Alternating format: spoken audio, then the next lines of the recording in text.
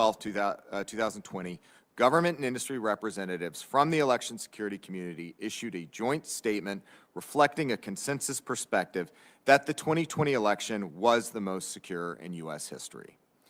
That statement reflects the confidence these officials gained based on years of work poured into improving the security and resilience of our elections. It was based on the strong operational relationships developed across the election security community. It was based on the tremendous partnership between CISA, under the thoughtful guidance of this committee, the FBI, the Election Assistance Commission, the Department of Defense, and the intelligence community. It was based on an intimate understanding of how our elections work here in the U.S. It was based on the increase in paper ballots and audits across the nation. And probably most importantly, it was based on the professionals, the heroes that conduct elections in this country. While elections are sometimes messy, this was a secure election. Of that, I have no doubt. Chairman Johnson, Ranking Member Peters, and members of this committee, thank you again for the opportunity to be here today, for your leadership, and for your support of CISA. I look forward to answering your questions and sharing more about our efforts to protect 2020. Thank you. All right, ladies and gentlemen, welcome to the recap series here on CanCon's Corner. How's everybody doing today? Had to start there with that little tidbit from the former CISA director, Chris Krebs, safest, most secure election in history.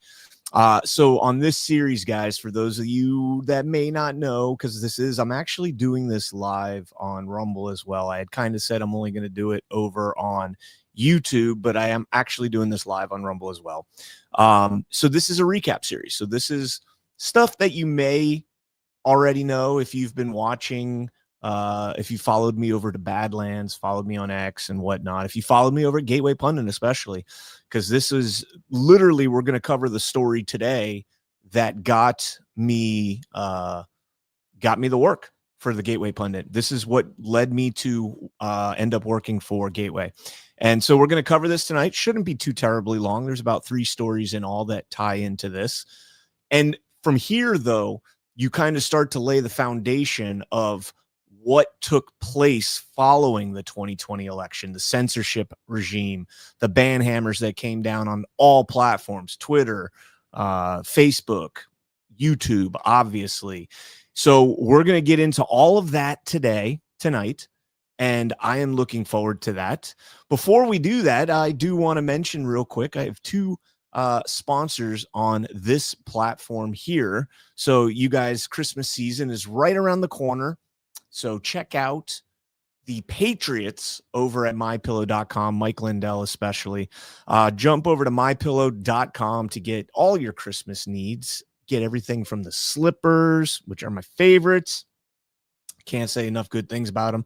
The mattress topper, which is absolutely amazing. The bath towels, the sheets, everything. I actually just had to buy new sheets. I bought new Giza Dream sheets because my youngest pup jumped up on the bed and was playing around with Tango. Cash and Tango were playing Tango and Cash. That's why he's named Cash. It's not because of Cash Patel. They were playing around, ripped a little hole, and I had to buy new Giza Dream sheets, but I'm happy to have done it because they're phenomenal and I love them. So head on over to mypillow.com, promo code CanCon. Also, My Shroom Vibe, another sponsor here. We've got these tremendous Vibe Focus microdosing little pills here, and they're absolutely incredible. Started taking those about a week ago, and it's good stuff. It got me off the other mushrooms that I had to add to coffee, and I hated it because it left like a gloopy mess at the bottom. So next cup of coffee, you got to swirl it up. You don't have to do that anymore. You just take these pills here, Vibe. Go to myshroomvibe.com. The link is down below. Use promo code CanCon and get a little discount over there as well. So on that note, let's jump into the recap series, as I like to call it. And this is the very first, I think this was the second article I ever wrote for the Gateway Pundit. I actually think the first one I wrote, it was about Michigan's elections when they accidentally published the records, the election night records, the report, like 3 weeks before the election even happened. You guys remember that? Like all of a sudden, like the news showed that like Joe Biden won or something. I think it was the midterms. So it wasn't Joe Biden. It was whoever was running in Michigan. I can't even remember now. It's so long ago. Got so much stuff going through my head. So let's jump into this. A private entity, the EIISAC, if you've read John's Devolution series, he writes a lot about the EIISAC and the MIISAC, provides security for elections and then manages the quote-unquote misinformation for the same entities on behalf of our federal government. On February 4th, 2021, that's a significant date. That's the date that Time Magazine published that now infamous The Hidden Secrets of the Secret History of the Shadow Campaign that saved the 2020 election. Do you remember that? They couldn't wait to brag about what they did. They had to wait until just after Joe Biden was quote unquote inaugurated. They had to wait until just after that. And then they put this article out, and the most famous quote, a quote that will live in infamy, as FDR says. This quote right here, quote, "That's why the participants want the secret history of the 2020 election told, even though it sounds like a paranoid fever dream, a well-funded cabal of powerful people ranging across industries and ideologies, working together behind the scenes to influence perceptions, change rules and laws, steer media coverage, and control the flow of information. They were not rigging the election. They were fortifying it. And they believe the public needs to understand the system's fragility in order to ensure that democracy in America endures." They told us what they were doing right there. They told us. So let's get into a little bit about what they found here. So I'm going to tell you again, the reason I'm going to do this is I'm going to be reading from the article, but you'll also get my insights, my personal takes and opinions, and also some facts that I might have picked up on since I wrote this, because I wrote this article back in 2022, in August of 2022. And it was really actually funny how I came about this. So Bill Bailey, God rest his soul. I think he passed on the 18th of October last year. So it's a little over 11 days ago was the angelversary for Bill Bailey. Bill Bailey, one day out of nowhere, sends me a podcast, and it happens to be a Tori Says podcast, Tori Morris. And so I start listening to it. And, you know, her podcast, if you ever watch her shows, they have like a whole bunch of crazy stuff in the intro, like music and like all this stuff. And I was like, man, what is up with this? So I just like fast forward randomly and stopped on this one part. And it was divine intervention, because she was talking about these Department of Homeland Security contracts. And they pieced together the research I had been doing earlier on the Long Fuse report, the Election Integrity Partnership. So let's jump into this. Give her credit here. Up until last night, this has been obvious but difficult to prove. Then last night, Tori Morris posted a document that tied it all together. The Gateway Pundit previously reported on the EIISAC, the Election Information Sharing and Analysis Center, as well as Dr. Shiva Ayadari's case in which they're involved. The EIISAC describes themselves as a nonprofit, as, quote, a trusted cybersecurity partner for election offices and associations, providing EIISAC membership to these organizations at no cost. What does it mean when you hear no cost, ladies and gentlemen? No cost. If something is free, that means you are the product. Nothing's ever free. Nothing is ever free. You are the product. The Gateway Pundit obtained a copy of several agreements between county entities that entered into an agreement with the CIS, which is operated in its capacity as the EIISAC. So they're the same company. Okay. And that's really important to know. The EIISAC is a subsidiary of the CIS, the Center for Internet Security. Okay. And so I've got the images up here, and you can, let's take a look at this one. So this is the contract for Dallas County, Texas. A lot that happened in Dallas County, Texas. Now, these contracts can be found across the entire country, all over the entire country. The memorandum of agreement by and between the Center for Internet Security, Inc., Incorporated, operating in its capacity as the EIISAC, located at blah, blah, blah, Greenbush, New York, with its principal place of business at blah, blah, blah, Dallas, Texas, for cybersecurity services as defined within the rest of this little article that we're going to get into. In this same memorandum of agreement between the CIS, EIA, ISAC, I'm just going to call it ISAC, all right, the CIS and the ISAC, and Dallas County, Texas, we learned that the ISAC is contracted by the Department of Homeland Security to provide, quote, cybersecurity services for state election entities. This partnership is a bold step towards the federalization of our elections, but it may be also a decisive agreement evidencing a significant First Amendment violation. And if you read here, CIS has entered into an agreement with the U.S. Department of Homeland Security to provide cybersecurity services, including cybersecurity services for state election entities. We also know that DHS is funding the cybersecurity services and associated security devices at no charge. So just like I said earlier, if something is free, that's because you're the product. Nothing is ever free. This sounds like the DHS and ISAC have entered into an agreement to federalize, no, privatize, no, secure our elections at the state and county levels and incentivize states and counties to comply by offering the services for free. And then if you read the contract, pursuant to the agreement with DHS, CIS is providing cybersecurity services and associated security devices at no charge to the entity being the state entity or the county entity in some cases. And so if you think about this, I had Colonel Sean Smith on a while back, and him and I think it was Colonel Smith, that him and Ash were talking about how at the county level, these governments are not capable of dealing with cybersecurity necessities in order to thwart foreign attacks, right? Like Dallas County, Texas does not have the knowledge, experience, or the financing to be able to stop state actors, bad actors from overseas from being able to infiltrate their election infrastructure. They just can't.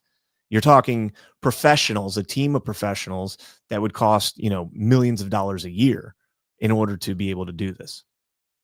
So don't worry, have no fear. DHS is going to give it to you for free, as long as the federal government continues to fund it. The ability and obligation of CIS to provide these cybersecurity services and devices to the entity is at all times contingent on the availability and allocation of federal funds for this purpose. So CIS is saying that if DHS stops paying, we're out of here. Okay. And in return for continuing to federalize, no, privatize, no, secure our elections, the ISAC CIS gets unprecedented access to the following. And let me pull this page up here, this tab. Let me get the next one prepared because it's two run-ons. So let's read, for anybody that's at all tech savvy, what type of access CIS gains from this free cybersecurity service funded by U.S. taxpayers. Entities shall provide the following to CIS prior to the commencement of service and at any time during the term of the agreement. At any time during the term of the agreement. In the middle of an election? Yup. After an election? Yup. Before an election? Yup. At any time. Number one, current network diagrams to facilitate analysis of security events on the portions of the entity's network being monitored. Network diagrams will need to be revised whenever there is a substantial network change. I'm pretty sure, I don't know if it specifically mentions Albert sensors, but I'm pretty sure that's in line with Albert sensors. Number two, in-band access via a secure internet channel to manage the devices. Whoa. These machines are air gapped. Come on. We remember when we got kicked off of YouTube for saying the machine's connected to the internet? Just going to sip my water, pretend it's coffee or tea, and do the Kermit meme right there. They don't connect to the internet. Sure they do. In-band access via a secure internet channel to manage the devices. Number 3, outbound access via a secure internet channel for log transmissions. For log transmission, that's interesting. I thought we don't have to retain the logs. Logs aren't important. Number 4, reasonable assistance to CIS as necessary to enable CIS to deliver and perform the CSS cybersecurity for the benefit of the entity. And then jump over to the next one. Public and private IP addresses ranges, including a list of servers being monitored, including the type, operating system, and configuration information, and a list of IP ranges and addresses that are not in use by the entity, darknet space. Completed pre-installation questionnaires, the PIEQ pre-installation questionnaires, will need to be revised whenever there's a change that would affect CIS's ability to provide cybersecurity services, and then accurate and up-to-date information, including the name, email, landline, mobile, and pager numbers for all designated authorized point of contacts. So that is what they're getting for free. For free. And who wouldn't take that, right? If you're a low-level county elected official, whatever the case might be, you're working the elections and you're like, I need all the help I can get. And here's the Department of Homeland Security. That's a very trusted entity. They're going to come in and they're going to secure my elections for free. But they're going to use a private non-governmental organization, an NGO, in order to do it. And that's CIS. DHS is not putting people on the ground. There's no accountability to DHS here. You're not going to be able to FOIA any communications that CIS has amongst themselves. You can't do any of that stuff. It's a closed kind essentially. It's obfuscated so that we deliberately cannot be able to see what takes place there. It's the kind of the modus operandi that we saw throughout the 2020 election. Look at Gabe Sterling when he left the Georgia Secretary of State's office and became a private contractor just for the 2020 election administration. But that was all because the taxpayers didn't want to fund his health benefits or something like that. I don't remember exactly what this lame excuse they gave was.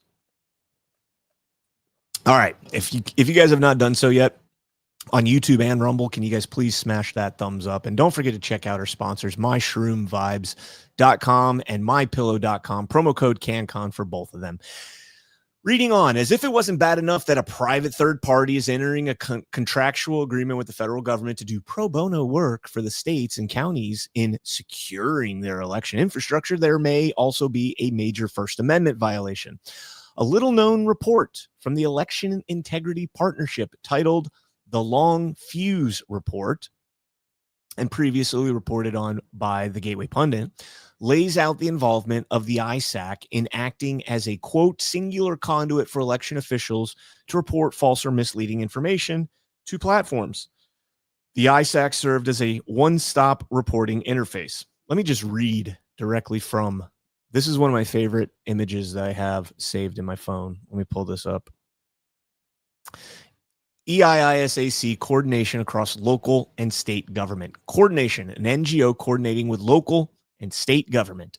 The EIISAC, an independent organization run by the nonprofit Center for Internet Security that connects state and local governments, as well as relevant private companies. So not only do you have CIS ensuring that our elections are the most secure ever, you have other private companies that are working in coordination here that we don't know who they are. I mean, we do if you read the report, which I read. It's like 290 pages, I think. Read the whole report. But if you didn't read the report, you have no idea what private companies are actually involved in our elections. And if you know anybody that's done any type of election integrity work and you've had a conversation with them, you know that there is massive amounts of non-governmental and nonprofits involved in our elections. Reading on, in this election cycle, the ISAC served as a singular conduit for election officials to report false or misleading information to platforms. By serving as a one-stop reporting interface, the ISAC allowed election officials to focus on detecting and countering election misinformation, while CIS, the Center for Internet Security, the parent company of ISAC, and its partners reported the content to the proper social media platforms. So ISAC, singular conduit. So if you're a government official and you see CanCon is on YouTube telling people that the Maricopa audit found boxes that were open and unsealed, report election misinformation. If you went on and saw CanCon or Behizzi or Nick Moseder reporting about bleed through on ballots in Arizona in Maricopa County that caused the machine to send ballots to adjudication, that's been debunked. Send it up to CIS. Send it to the EIISAC, who will get it to the social media platforms. It's literally a violation of the First Amendment. It is literally the governments, local and state governments, working in coordination with nonprofits and NGOs to censor American citizens. It is a violation of the United States Constitution. By serving as a one-stop reporting interface, it allowed them to focus on detecting blah, blah, blah. We read that. Additionally, the Countering Foreign Intelligence Task Force, CFITF, a subcomponent of CISA, aided in the reporting process and in implementing resilience efforts to counter election misinformation. So even if you wanted to, do some legalese semantic pretzel, and say, well, the governments didn't exactly report it up to the social media accounts to have it taken down. ISAC and CIS did. Government contractors did. Okay, fair enough. I'll give you that one. Literally the next paragraph. The Countering Foreign Influence Task Force, a subcomponent of CISA, Cybersecurity Information Security Agency. CISA, Chris Krebs, that's who we played in the beginning. CISA was literally aiding in the reporting process and in implementing resilience efforts to counter election information. The EIP, the Election Integrity Partnership, engaged with government stakeholders primarily to provide analytical capability and context around election-related misinformation. In other words, they worked in collusion with them to say anything you say about our elections is false if it's detrimental to our narrative. That's all they're saying right there. That is literally what they are saying. Cannot dislike these people enough. Jumping back into it, content reported by election officials to the ISAC was also routed to the EIP ticketing system. This allowed analysts to find similar content, ascribe individual content pieces to broader narratives, and determine virality and cross-platform spread if applicable. This was the cabal right here. Remember, go back up to the top here to the Time Magazine quote at the very top. And what did they do? They changed rules and laws, steered media coverage, and controlled the flow of information. Jump back into this. What did they do? They routed the ticketing, allowing them to find similar content, ascribe individual content pieces to broader narratives, and determine virality and cross-platform spread. They literally were cutting the head off the election misinformation machine before it could get any steam. One day we will see comprehensive investigations like a church committee type investigation into the 2020 election. Nothing shy of that will ever be good enough. This analysis was then passed back to election officials via the ISAC for their situational awareness, as well as to inform potential counter narratives. To inform potential counter narratives is coming from the Long Fuse Report, ISAC, the EIP. Additionally, if an internally generated EIP ticket targeted a particular region, analysts sent a short write-up to the ISAC to share with the relevant election official.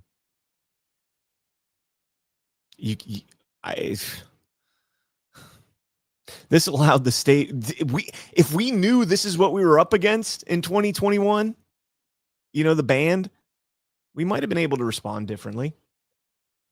This allowed the state or local official to verify or refute the claim and enabled analysts to properly assess whether or not the content violated a platform's civic integrity policies. Hint, it didn't. It didn't. We found that out in the YouTube when they let us back on, when they said that the Biden administration pressured them. The government was pressuring them to censor us and take us down. Yeah. In this way, the EIP demonstrated the upside of using the ISAC coordinating body to connect platforms with authoritative voices to determine truth on the ground and help election officials effectively counter viral falsehoods about election infrastructure. And that is that report right there. Let's keep reading. There's more. It appears as though the federal government is not only contracted with a private nonprofit to manage and oversee pro bono for free, the security of state and county elections with unknown oversight, but the government also subverted the First Amendment by utilizing the ISAC as a singular conduit to report misinformation to social media platforms in order to censor U.S. citizens. What could possibly go wrong here, guys? What could possibly go wrong? The nonprofit that is federalizing, no privatizing, no securing our elections in cooperation with DHS is also acting as a go-between for the government to censor the population for speaking out against the work of the CIS ISAC platforms. Perhaps this is the case. Unfortunately, this turned out not to be the case, but perhaps this is the case that Justice Clarence Thomas has been waiting for when he wrote in the Biden versus First Amendment Institute at Columbia University case, quote, "A private entity is not ordinarily constrained by the First Amendment. It is if the government coerces or induces it to take action the government itself would not be permitted to do, such as censor expression of a lawful viewpoint." So if you go back and you look at, based on what Clarence Thomas says here, and then you compare that with what YouTube, Alphabet Inc. said about Joe Biden telling them, hey, we need you to take this down. And they're like, well, it doesn't violate our guidelines. Yeah, but we need you to take this down. We're the big bad government. You're going to listen to us. Clarence Thomas seems to think that that was unconstitutional, and he's absolutely correct. All right, so before we move on to the next story here, I do want to highlight again that what we're dealing with is a private entity, the Center for Internet Security, that has been contracted using taxpayer funding, federal taxpayer dollars, to go in, censor Americans, or excuse me, we're not at censor yet, secure our elections on behalf of the Department of Homeland Security, who's footing the bill, paying these, these NGOs to do it.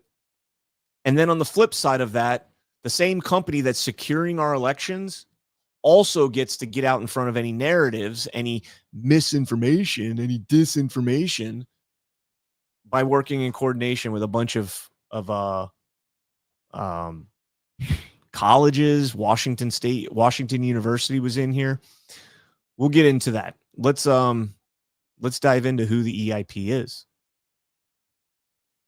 All right, so the Long Fuse Report, Misinformation and the 2020 Election, came out March 2nd, 2021. Ironically, now it's down. So if you click this to read the full report, it's down. The website has expired. But fortunately for me, I always download this type of stuff. So I have my downloaded copy right here. The Long Fuse Report was in conjunction with Digital Forensics Research Lab, Graphica, Stanford Internet Observatory, and the University of Washington Center for an Informed Public.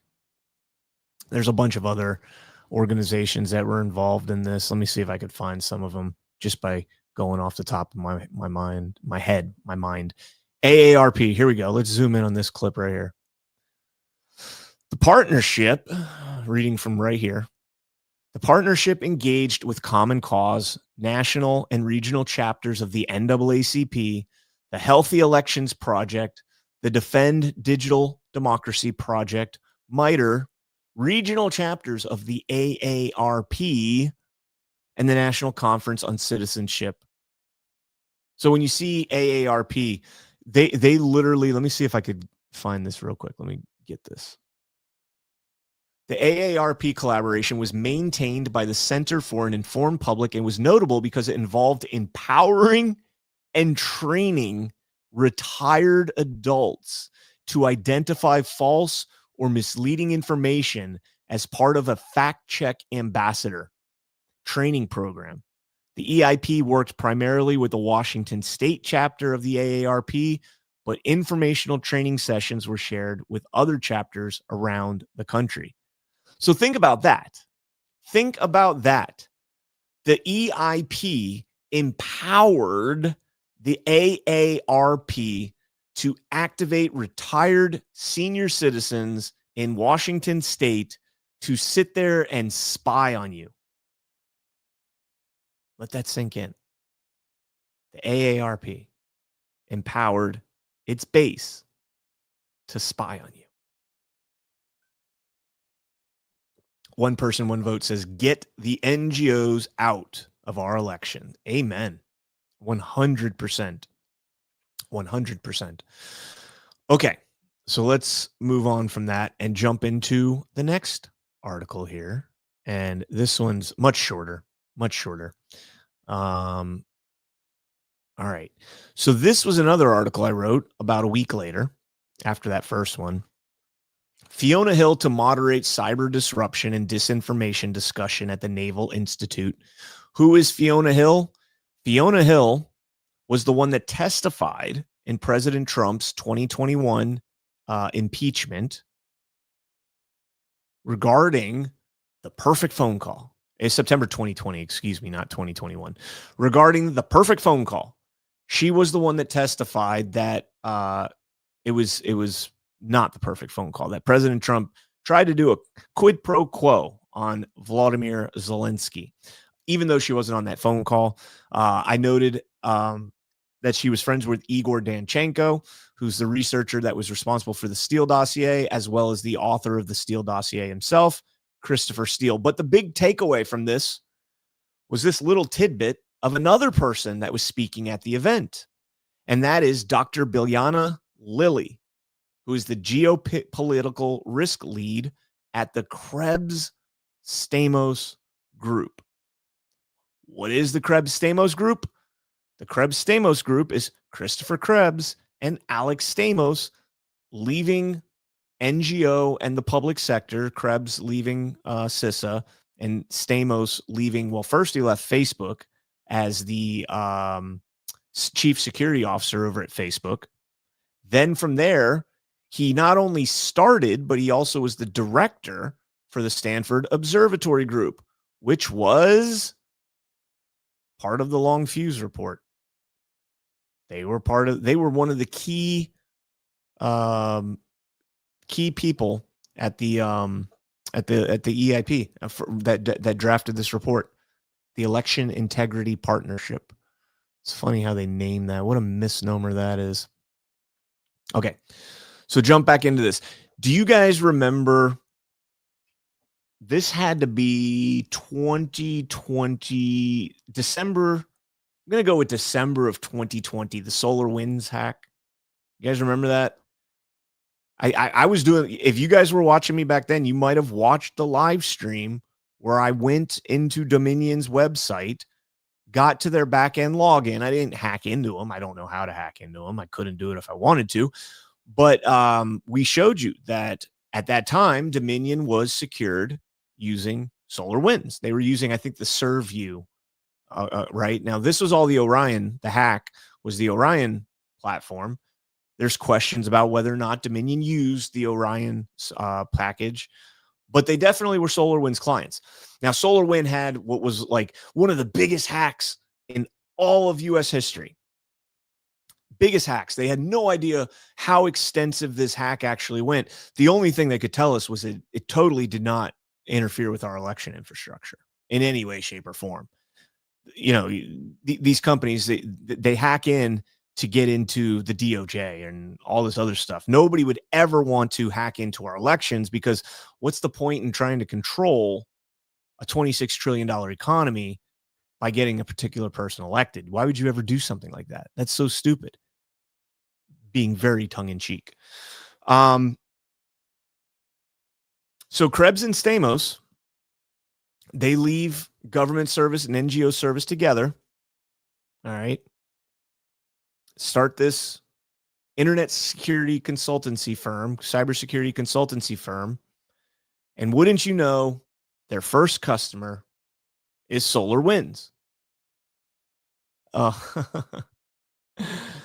Oh, you can't make this shit up, guys. You really cannot make this shit up. And then the last little part that I want to cover, and this will be for another episode. I've only got about 20 minutes left, and I don't want to go too crazy on this part right here. You guys know the name Yehuda Miller? Because if you don't, you definitely should, because the dude is a freaking rock star. Yehuda Miller is the guy that just a few weeks ago, and there's still work being done on this, was able to FOIA over 1 million records, election records, from Wayne County, Michigan, from Detroit. That information is still being combed over. You haven't heard much of it since then, right? Gateway was the one that Gateway Pundit broke the exclusive on that. Well, this was another little tidbit that Yehuda Miller uncovered. And former CISA chief Chris Krebs lied under oath when he said 2020 was the most secure election ever. Newly recovered CISA report reveals vulnerabilities in 76% of election infrastructure entities. Now, I think we could play this clip here. Oh, it's going to do this. The knife was too good. Thing. That's the only. I can mute that.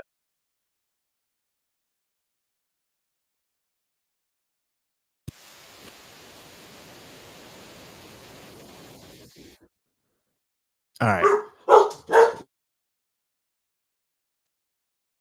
All right, so let's go ahead. Sorry. Dogs decided to go crazy right there. Agency effort to protect the 2020 election by surging coordination and collaboration with our partners across the national security space. In conclusion, because of these and other efforts, on November 12, 2020, government and industry representatives from the election security community issued a joint statement reflecting a consensus perspective that the 2020 election was the most secure in U.S. history. Okay. So again, I'm getting back to that report right there. And the whole point in playing that again is just to remind you guys that Chris Krebs didn't actually lie, because he didn't attribute that quote to himself. Did you guys catch that? He contributed it to the partners in their little group. They have this group in the federal government in CISA that's like a panel, and it's all of the election companies. It's Dominion, it's ProVNV, it's ES&S, it's Hard InterCivic, it's Clear Ballot, it's No Ink, it's all of those companies, and they all got together after the 2020 election and told Chris Krebs. So I do want to say this isn't entirely on Chris Krebs. It's like 90% on Chris Krebs. But they got together, gave him this report, and he just went out there and read it. He's like, it's not from me, so I can't be held accountable. I'm not personally saying it's the most secure ever. It's a consensus perspective that it was the safest ever, most secure ever. So that's how he dodged that one right there. He dodged the accountability on that one right there. Now, the next time we go live, we will cover this, and then we'll probably start getting into State Election Board Complaint 2023-025, which is literally going to be the hard evidence of what took place in the 2020 election. So I do appreciate you guys jumping on here for the, the quick little rehash, so to speak. And I do want to mention a couple things here, and I want to play a clip for you guys, because this has been going around. This has been making its rounds. Let me get this pulled up. Hold on. Stay with me for 2 seconds. I should have had this ready to go already, but I did not. I'm failing you guys.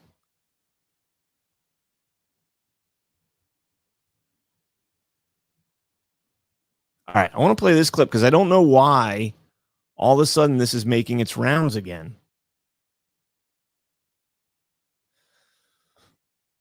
This is a clip from 2023 of the San Joaquin sheriff talking about election problems in his county.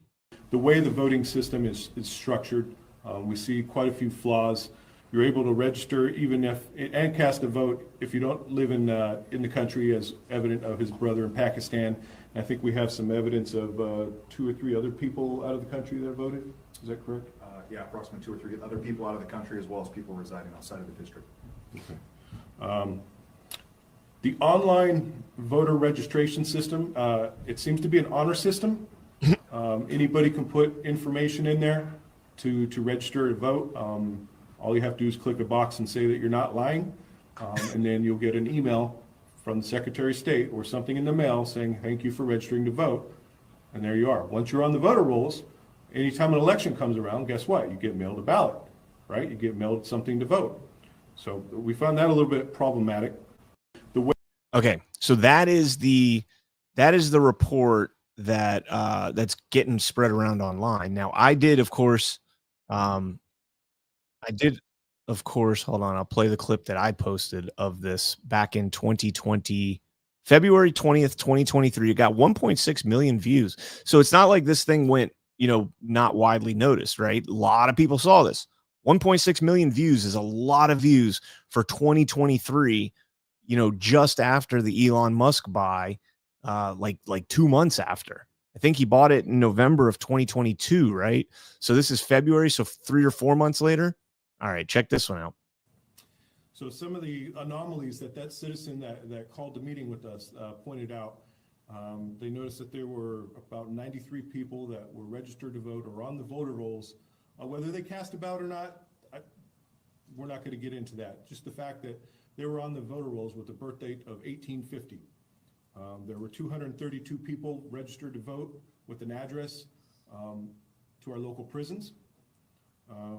There were 4,144 people that were 90 years old and older. There were 125 people registered to vote or on the voter rolls that were registered to, or their address comes back to nonprofit, NGOs, and different businesses. Well, that's interesting. There were approximately 300 people with no first name, just the last name.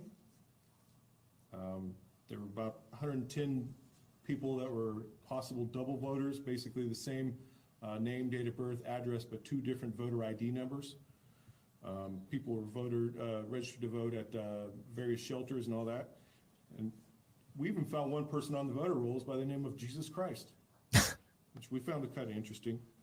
Again, none of this proves that there's wrongdoing or anything like that, but that does indicate to us that we kind of need to take a closer look at what our voting system is looking like out there.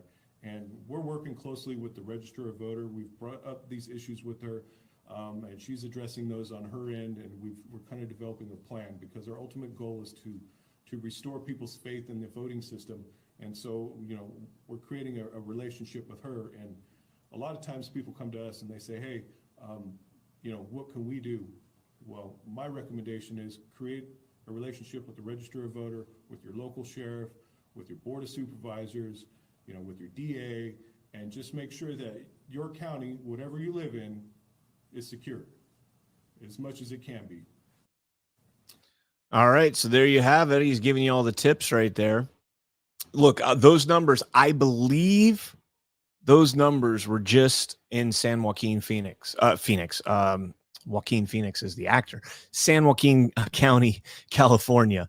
I don't think that's the entirety of California. If you actually went through California's voter rolls, it'd be absolutely nuts how awful the voter rolls out there actually are. And that's every state. Every state is absolutely terrible. California passed a law, I think it was about a year ago. I remember watching the debate of the state legislature, and there was a gentleman there who was pushing back against this, but they passed a law in California that or an amendment to a law that if you receive a ballot in the mail and you are not lawfully and legally allowed to vote, and you cast that ballot anyways, that you will not be held liable for casting that ballot. You did not break the law, is basically what they said. They're saying that the law stipulates that there is an assumption that if you received a ballot, you are lawfully allowed to vote, which is absurd. Everybody should know. If you're an illegal alien, if you're here on a green card, if you're a convicted felon, you can't vote. There's a lot of things. If you're, deemed adjudicated mentally unfit, whatever the case might be, you can't vote. That's all there is to it. But for some reason, California changed that law. So again, the censorship regime, they're starting to dismantle it. I don't know if you guys saw this, but there was a merger between two prominent ad distributors, like the major, like big ads, right? These are the two companies, 2 out of the 3 companies that that promulgate a lot of the advertising dollars out there to social media, to digital media, to news media, and all those things. One of the key takeaways from that is I believe this could have been Brendan Carr that negotiated this, but I think it was Russ Vogt.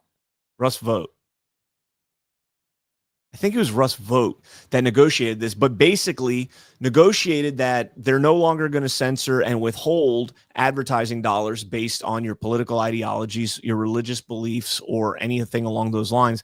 So let's see. This is a step in the right direction to dismantling the censorship regime. Remember, they tried to put Nina Jankowicz out there with the disinformation board. That didn't work very well. That was Mary Poppins. Remember her? The one that was like supercalifragilisticexpialidocious. Yeah, she was dreadful. That lasted all of like 2 weeks before they shut that shit down. But then they defunded the what the hell was that called? The government. Wow, why is this escaping my mind? They defunded it. And then they just splintered it out into all the government agencies. They didn't fire the people that were in that in that organization. They just dispersed them throughout all the other agencies. It's absolutely bonkers how they got away with that. But it looks like it's getting better, because if they are able to fund, alternative media, as they like to call it, then that's a pretty big deal. That's a pretty big deal, because it levels the playing field, right? You're no longer having to compete with, all these media outlets that are propped up by nothing but big pharma, and we're able to get some better ads. We've seen, over on Badlands, we've seen NFL ads pop up. That's a big deal. Getting an NFL, NCAA. The ad that played before we started here was Nitto, one of the leading tire makers. Goodyear. There's some other big ones, but Nitto is a mainstream brand. So getting these mainstream brands is a move in the right direction. All right. Again, this is a recap series, nothing breaking here, just getting our grounding back, because we've been kicked off of this. Well, I've been kicked off of this platform for so long. We'll have a lot more stuff coming up. I did have the interview last week with Professor Clements and his wife, Erin, and that was a fantastic interview. I highly recommend you go back and watch that and share that. And we got into all sorts of conversation there, not just election integrity. We got into Trump's third term. We got into the generals when they went to Quantico for the meeting there. So I'd go back and check that out, share it out, hit the thumbs up, check out our sponsors. And I think that's it. I just wanted to do a quick little live stream. I'm working with the guys, trying to get the band back together. Neil is out hunting like every weekend now. Nick, I love these guys, but Nick's all like, yeah, I don't know if I'm back. And then like the next day I wake up and he's got like 15 posts up, and I'm like, yeah, he's totally back. Nick is back. Don't let him fool you. But he's back. They're all back. So we'll get the band back together here pretty soon. In the meantime, if you're not following us over on Badlands Media, follow me over on Badlands Media. I got a couple shows over there. I do Badlands Daily Monday through Friday at 10 a.m. Eastern. Thursday, I do Sit Rep at 9 p.m. Eastern. Friday, I do Why We Vote at 7:30 p.m. Eastern. Thursdays with Alpha on Sit Rep. And then, of course, Ash in America, Ash Ep, works with me over on Why We Vote. Got the Badlands Book Club. We're doing Fourth Turning right now. It's a fantastic platform. If you're not following Badlands Media, I highly recommend it. Some incredible thinkers over there. If you guys remember, Chris Paul used to do a lot of shows with me on YouTube back in the day. Me and Q Out of the Darkness used to do a lot of shows with us. He's over there, does DPH with John, a couple shows with BB and others. So great platform. Highly recommend you guys check it out. That is let me think. Is there anything else? I do like to check the chat if there's anything going on in the chat. I was looking at the analytics, man. There's a lot of new listeners to this platform, and we're going to be covering a lot more stuff here. So, make sure you're following. I'm going to be doing read-ups on my articles I write for Gateway. I've got one that we're going to do tomorrow. I'm going to do one tomorrow on Colorado and the Tina Peters report. So we'll get that. I've got the clip I made up. You guys check that out and share that out. So I will do the live tomorrow on Colorado, and then we'll get back into the Yehuda Miller report that proves that Chris Krebs was less than honest. We'll just call it less than honest. So, all right, guys, smash that thumbs up if you have not done so yet. Deeply appreciate it. Helps us out tremendously. And give us a follow, whatever platform you're on. If you're watching on Rumble, jump over to YouTube, give a quick follow. If you're watching on YouTube, jump over to Rumble, give a quick follow. And that's all I've got, guys. I'll see you guys tomorrow afternoon, I think. Yes, tomorrow afternoon. In the meantime, stay frosty. God bless each and every one of you. God bless America. Make the fortune cookie country pay for this.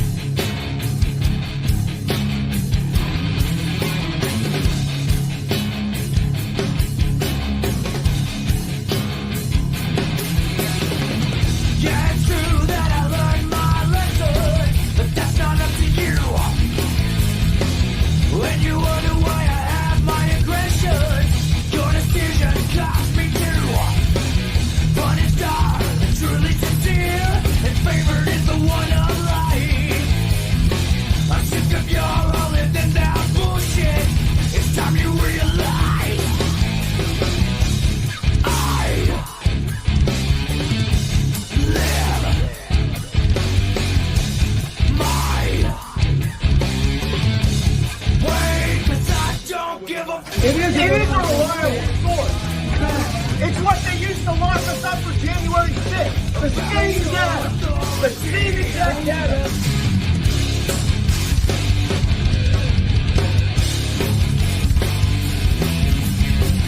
Open your eyes to a new world that you never knew existed.